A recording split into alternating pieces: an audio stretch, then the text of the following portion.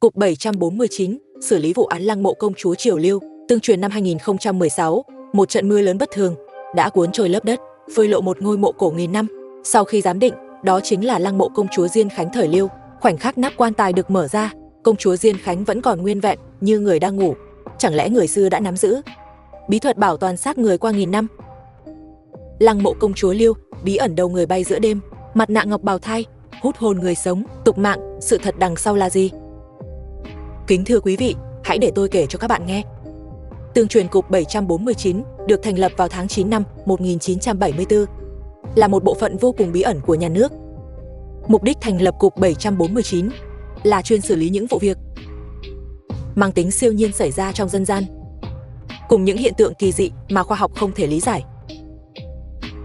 Và giờ mời ngồi xuống, ăn miếng bánh uống miếng nước, để chúng ta bắt đầu lật mở hồ sơ ngày hôm nay. Hồ sơ Cục 749. Câu chuyện phía sau có chút huyền bí. Hôm nay, hồ sơ chúng ta cần điều tra mang mã số 20160801, mật danh lăng mộ công chúa Liêu, vụ xác nghìn năm không tan. Lưu ý, nội dung video chưa được xác thực, hoàn toàn hư cấu, hãy cân nhắc trước khi xem. Tháng 8 năm 2016, tại vùng Đại Hưng An Lĩnh, nơi giáp ranh Đông Bắc và Nội Mông, mưa lớn trút xuống liên tiếp, 3 ngày 3 đêm không ngừng nghỉ. Con đường quốc lộ xuyên núi bị đất đá sạt lở chắn kín, bít bùng. Khi đội cứu hộ đang dọn dẹp, xẻng sắt bỗng chạm phải vật cứng lạ. Không phải đá, đào lên, hóa ra là những viên gạch xanh xám cổ kính.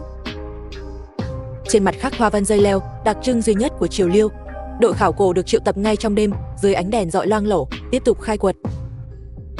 Một cửa hầm mộ ẩn sâu trong lòng núi dần hiện ra. Nó xuất hiện đột ngột trước mắt mọi người, không ai ngờ tới. Đây chính là lăng mộ của một vị công chúa Triều Liêu. Sau khi khảo sát, không tìm thấy bất kỳ dấu vết đào bới nào từ trước, báo cáo lên trên. Nhà nước phê duyệt cho chuyên gia tiến hành khai quật bảo tồn. Sau 5 ngày dọn sạch hành lang, cánh cửa gỗ được đẩy mở. Một luồng khí ẩm lạnh mang mùi đất cũ thẳng vào mặt mọi người. Ở trung tâm mộ thất, một cỗ quan tài được chế tác từ nguyên khối gỗ kim tơ nam, không một vết mục nát, nguyên vẹn như mới. Đồ tùy táng xếp ngay ngắn quanh quan tài. Chén rượu mạ vàng, thẻ ngọc khảm đá quý, vòng bạc khắc chữ khiết đan cổ. Đập vào mắt nhất là một phiến đá bên cạnh quan tài. Dịch văn tự trên đó ra, nội dung ghi rõ: chủ nhân ngôi mộ là công chúa Diên Khánh, thời Liêu Thánh Tông, mới vừa 19 tuổi.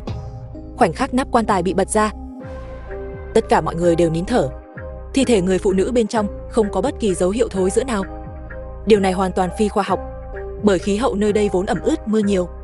Một thi thể bảo tồn nguyên vẹn nghìn năm là điều hiếm có đến mức phi lý. Bộ y phục tơ lụa trên người bà thì đã phai màu theo năm tháng, nhưng vẫn còn nhìn thấy được vẻ xa hoa lộng lẫy thuở nào.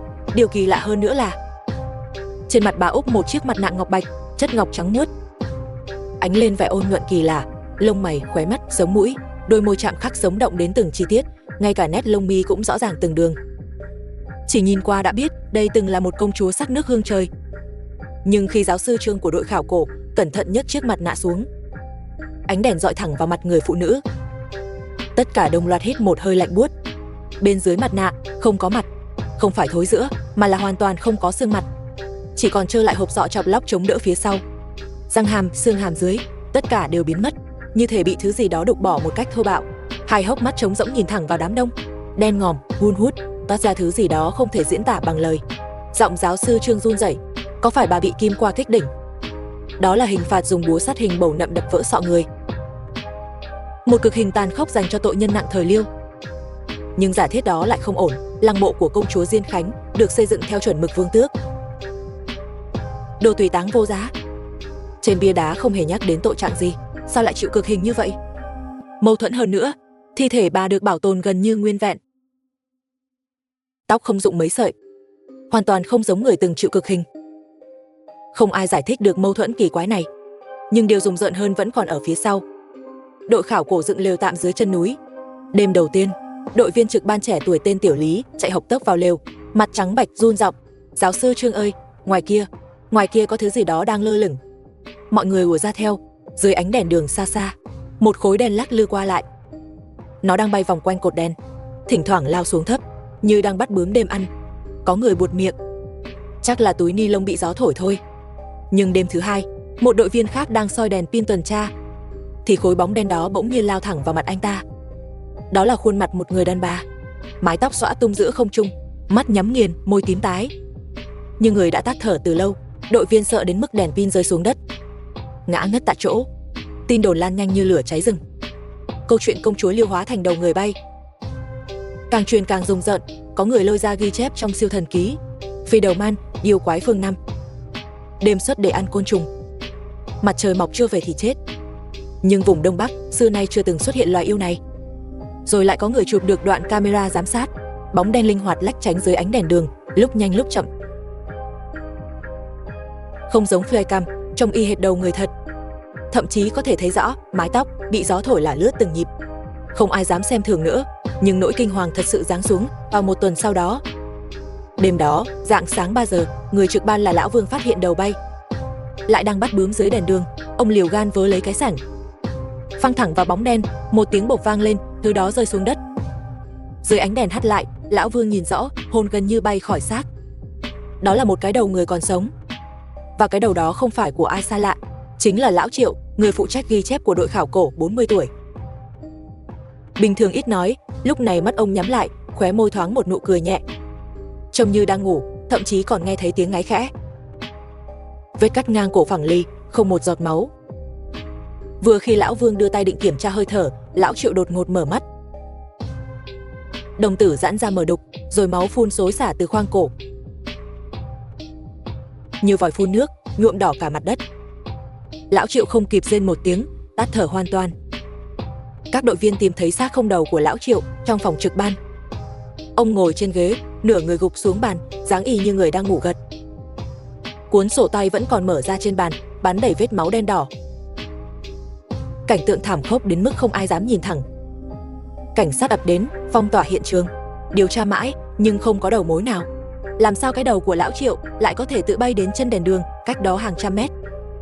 Lão Vương có 3 phút video làm chứng. Trong clip, đầu người tự bay, né tránh cành cây, thậm chí lách khéo qua cột đèn. Không có bàn tay người nào có thể làm được điều đó. Kỳ lạ hơn nữa, 3 ngày sau, ở ngôi làng dưới chân núi cũng xuất hiện đầu bay. Lần này là đầu của một người phụ nữ trung niên. Nó bay lượn quanh đèn đường đầu làng hơn chục phút rồi mới thong thả biến mất. Cảnh sát tìm được người phụ nữ đó. Bà đang ngồi cho gà ăn trong sân. Thấy công an đến, bà ngơ ngác không hiểu chuyện gì. Tôi ngủ ngon từ tối qua, có ra ngoài đâu. Nhưng trên cổ bà có một đường đỏ nhạt, trông như mao mạch vỡ. Đưa vào bệnh viện kiểm tra, CT, cộng hưởng từ làm đủ loại, không phát hiện bất kỳ vấn đề gì. Bà thực sự không biết rằng cái đầu của mình đã tự bay ra ngoài trong đêm. Đội khảo cổ không dám ở lại nữa, vội vàng đóng gói thi thể công chúa Diên Khánh, chuyển về viện nghiên cứu khảo cổ trong thành phố. Nhưng những điều kỳ quái vẫn không dừng lại. Cư dân quanh viện nghiên cứu cũng bắt đầu kháo nhau. Ban đêm thấy bóng đen lảng vảng dưới đèn đường, thậm chí có học sinh nói đêm khuya trên sân trường còn nghe thấy tiếng vo ve lên hồi, như có thứ gì đó đang bay.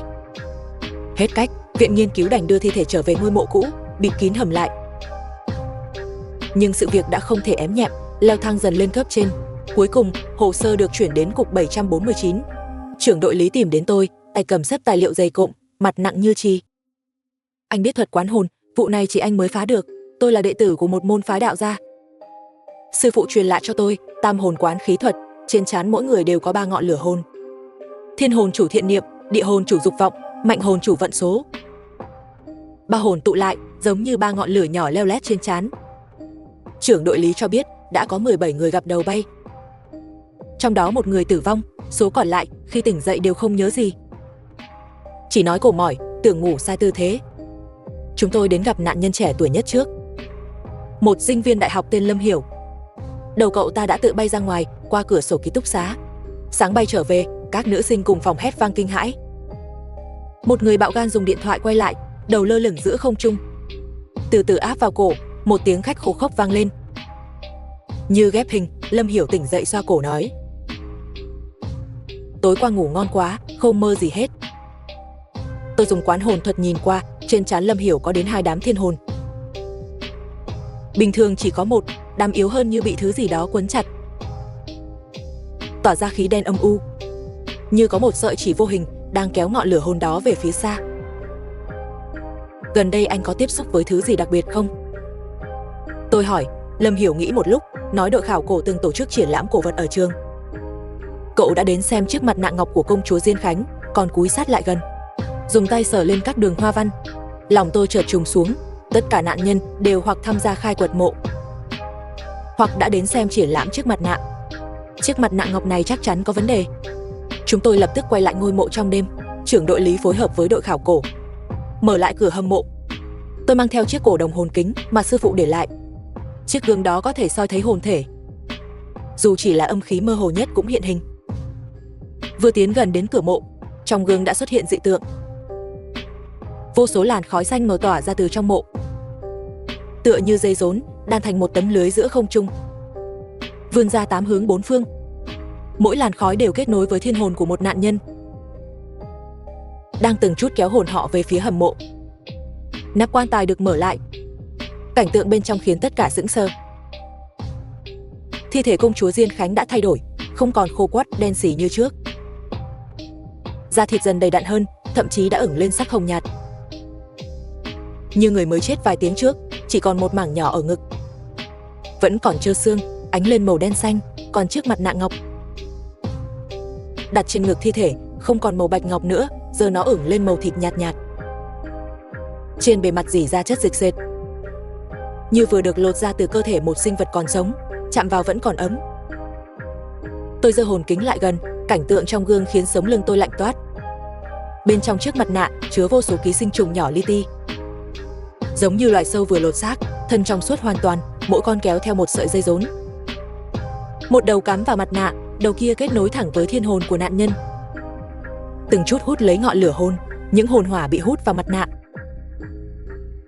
biến thành ánh hồng nhạt, ngấm dần vào thi thể công chúa. Đây là tục nhục bí pháp. Tôi chợt nhớ trong điển tịch mà sư phụ để lại có ghi. Xưa có tà thuật, dùng nhục khuẩn làm môi, hút thiên hồn người sống, tái tạo nhục thân kẻ chết, thoát thiên kiếp mà đầu thai. Chiếc mặt nạ này hoàn toàn không phải ngọc. Nó được làm từ một loại huyết nhục khuẩn hiếm gặp, phơi khô mà thành. Bình thường trông giống ngọc, nhưng hễ tiếp xúc với dương khí người sống, nó sẽ thức tỉnh, phóng ra ký sinh trùng. Những cái đầu bay, đó không phải đầu của công chúa, mà là ký sinh trùng kéo theo đầu người sống ra ngoài thu gom âm khí, vì loài bướm đêm ẩn ngày ra đêm, thân mang nhiều âm khí.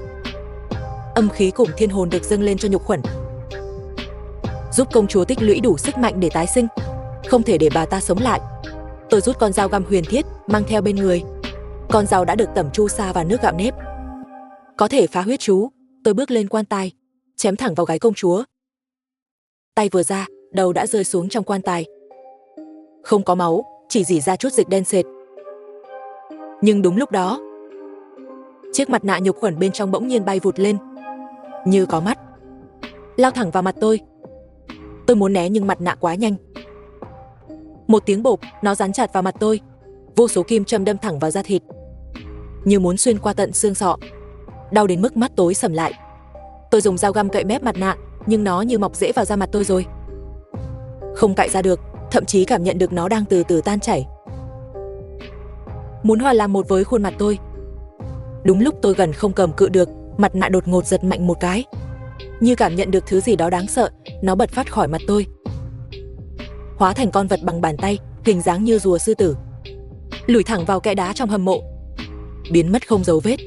Tôi đưa tay sờ mặt, chỗ kim châm vẫn còn đau, nhưng không còn cảm giác dị vật nữa. Nhìn lại thi thể công chúa trong quan tài, nó đang thối rữa với tốc độ nhìn thấy bằng mắt thường, da đen lại, teo rút dần. Chưa đầy 10 mấy phút, đã tan thành một đống xương trắng. Cả bộ y phục cũng vụn ra từng mảnh, như nghìn năm thời gian bỗng ùa về một lúc, đảo ngược hoàn toàn quá trình hồi sinh. Chúng tôi không dám chần chừ, đốt ngay đống xương trắng, dùng xi măng bịt kín hầm mộ, lấp chặt đến tận cửa hầm, không để lại một kẽ hở. Sau đó, sự kiện đầu bay không bao giờ xảy ra nữa. Những vệt đỏ trên cổ các nạn nhân qua 49 ngày cũng dần dần biến mất. Hai đám thiên hồn trên trán Lâm Hiểu, đám yếu hơn cũng từ từ tan đi. Chỉ có một điều, chiếc mặt nạ nhục khuẩn ướt nhũn đó mãi không tìm lại được nữa. Và tới đây nội dung hồ sơ cũng đã hết. Cảm ơn mọi người đã theo dõi hết video. Nếu mọi người muốn nghe thêm những câu chuyện như thế này, hãy thích và đăng ký kênh. Hẹn bạn ở hồ sơ tiếp theo.